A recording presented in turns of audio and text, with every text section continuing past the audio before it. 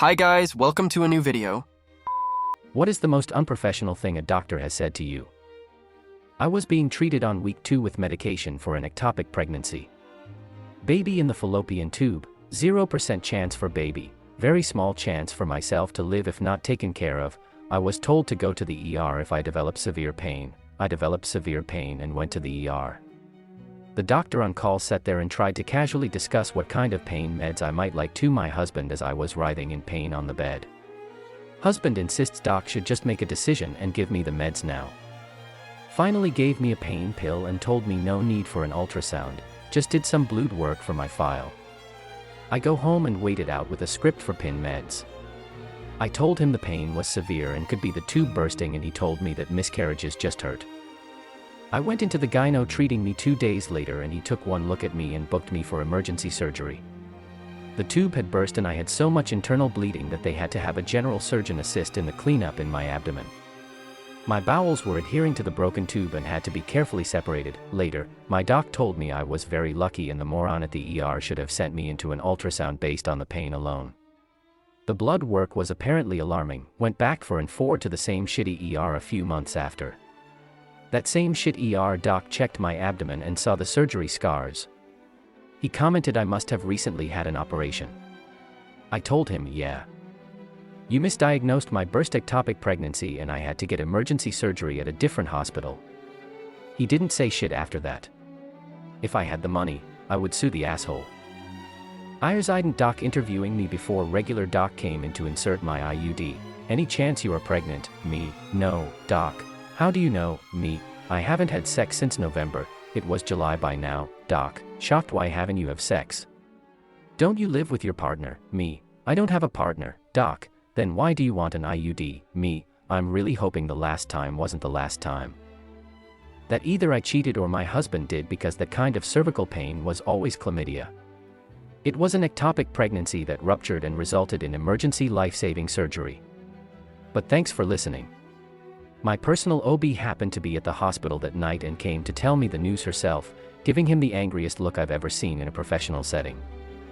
I had severe cystic acne, and the conventionally attractive, young female doctor with perfect skin and a full face of makeup refused to prescribe me something, and instead told me that I shouldn't feel bad about having acne, because appearance didn't matter and personality is all that counts. Smiley face. It took me several years to find a doctor who took me seriously, got my hormonal levels tested and put me on Spiro, but that one woman was by far the worst. I went home and cried after, edit. It's so frustrating reading all of your experiences and seeing how ridiculously common this is. I'm so sorry for what you've been through. I can relate to both the physical and mental pain so hard, and I hope you've all received the help you deserve since. I had cystic acne for years after being exposed to dioxins while in the army. Every doctor I went to basically told me I wasn't worthy of effective treatment. They claimed they couldn't prescribe me Retin-A or Accutane because I'm female and might get pregnant, and those medications are only for people who really suffer. As if my pain wasn't worthy. One even told me that even without acne I wouldn't be pretty. It was almost lucky I didn't have health insurance, so going to doctors was something I mostly couldn't do for years. Years later I went to a doctor, GP, not even a dermatologist, who took one look at me, prescribed me Retin-A.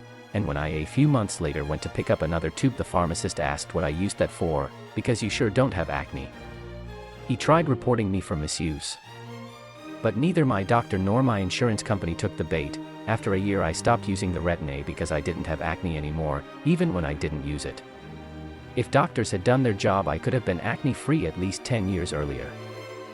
Doctor, many women that come to my office would kill for those. Me, those what, doctor? You have childbearing hips. Me, okay, but I came to you because my stomach has been hurting really bad for over a week now, and today I woke up with a really bad fever. Doctor proceeds to check my file and suddenly grins at me. Doctor, oh, and you are turning 18 in 4 days.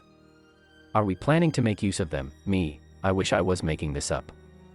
My grandma thankfully tore this man a new one while my dad sat there not even clocking what just happened until my grandma explained it to him in the car. She was absolutely enraged for the rest of the day while my dad was still struggling to see the problem. Ignorance really can be a wonderful thing.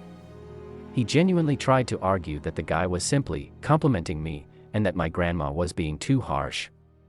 That argument lasted until my nan screamed at him, "For fuck's sake, James.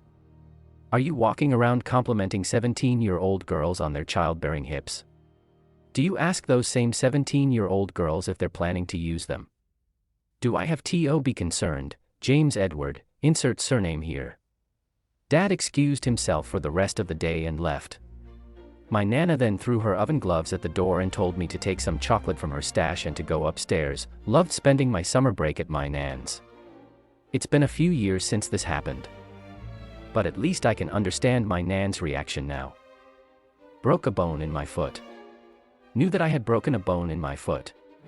Went to the doctor and he told me that I didn't break a bone in my foot but instead was suffering from gout.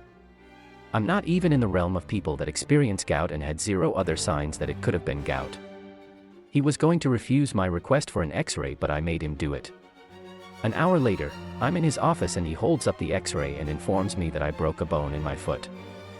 Back in college, I went to see the doctors at Student Health about an issue.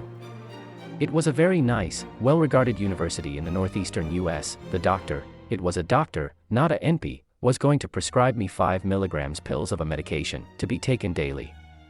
He went to see if it was covered and was like, "Oh, sorry, our insurance only covers 14 pills per month. Sorry, guess you can't take your medicine every day, unless you want to pay out of pocket."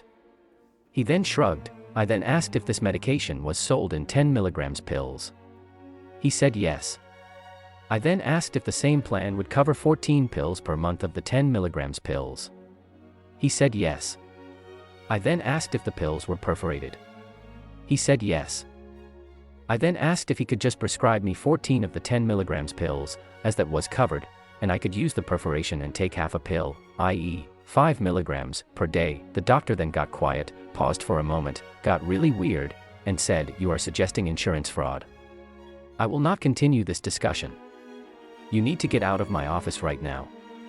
If you say another word to me about this, I will notify the insurance company and will notify the police and would recommend that they press criminal charges." I have subsequently told this story to several doctors later in my life at cocktail parties. Nobody thinks it was insurance fraud. Everyone tells me the doctor had no clue what he was talking about. I was a young, scared college student. So I walked out and got no medication for my condition. "Thanks for nothing, doctor." I took my then 4-year-old daughter to a pediatric gastroenterologist. First he said she's just being dramatic. Then he said, "Well, she'll get married someday and be someone else's problem." That was 25 years ago, and it still shocks me. Turned out she had a partial bowel obstruction, ETA. I just looked him up and he's still practicing in Encino, California. "You were spurting blood everywhere, like a horror movie." He said this with a big smile on his face and was laughing. Apparently the procedure they did to resolve a mistake they made during my C-section turned into life-saving open surgery, which cost me my ability to ever have kids again. Not only did they do the wrong procedure, they slipped up and punctured an organ in the process. I bled out, stopped breathing due to overmedication, and, yeah, I was in the darkest place of my life and the MOFO who caused it all was laughing. Wasn't so funny when I sued him and won. Feel free to leave it in the comments if you have something like this to share. For more stories like this, subscribe and share. See you soon.